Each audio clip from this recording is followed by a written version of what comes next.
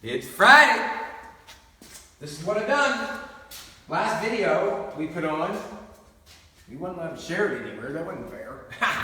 But anyways, we got this front end put on. I did what I said I did. I welded this little sleeve in this. And when I put that in there, when I did this, I put that spring and I laid it on the ground like that. I run these two, I don't know what these called, or I don't know what they're called right this present second. But anyways, I run them down straight. I put the sleeve on them. I took a measurement from there to there. And I bring that measurement over. I found the center of this. And then I measured it out. Whatever distance was, can't remember right now, it was 30 something. And then I V'd out what I had left in there. And I chewed it out with a die grinder. I plumbed it up. And I set that sleeve in there, and I welded that 3 or 4 times and got it real good and hot. Just like my woman. She's hot.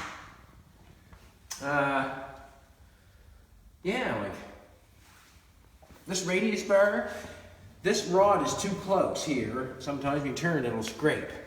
I really don't like the hole I got there either. I didn't want to put a little tiny hole because there's too much movement. There's more movement than that.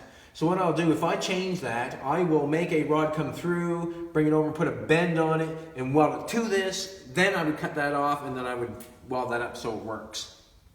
That's what I would do in my brain. These right here, there were not much to it, you know. Measured back, made sure you made the same distance. You can turn them in or out so you can have a little bit of leeway here or there. I've got 2 shock systems on this because on the original had a shock here. I'm going to run the shock bracket up here, or I'm going to run it up here. I'm not sure. I think I'd rather go up. I think straighter is the best. Anything working like this, I don't think, I'm not sure, but the geometry wants to be right on for that shit to be working when you're going like that. I think the shock should be that straight as possible. As you can tell, the shop's being painted. All the tools are getting painted. She's getting the thing. I got company coming. Jesus Christ, get her painted. Anyways, next week, I'll show you what we'll be working on. Come on, check this out.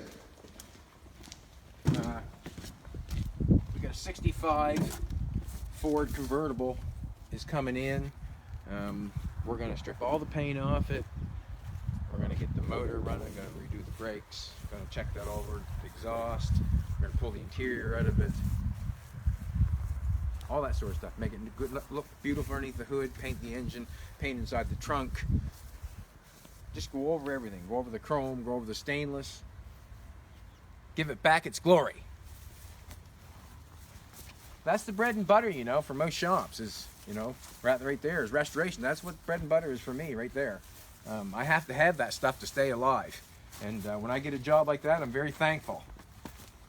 And that car has been in canning all of its life. It was bought brand new by Bill Rooney, the bus driver. I think I even was bad on his bus once or twice.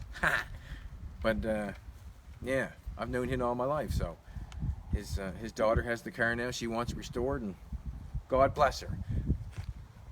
That's the right person to fix an old cars. You know, it's not for the dollar value. It's for the sentimental value. That's when you get into restoring a car, and then you're thankful. But if you're doing it all for the money, then you get hateful. Damn it.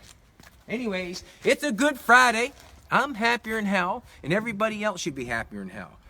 There's too much hate, obviously. If you listen to what's on the internet and all that stuff, there's just too much hate.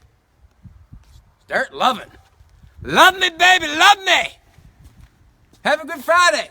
Go love somebody, for fuck's sakes.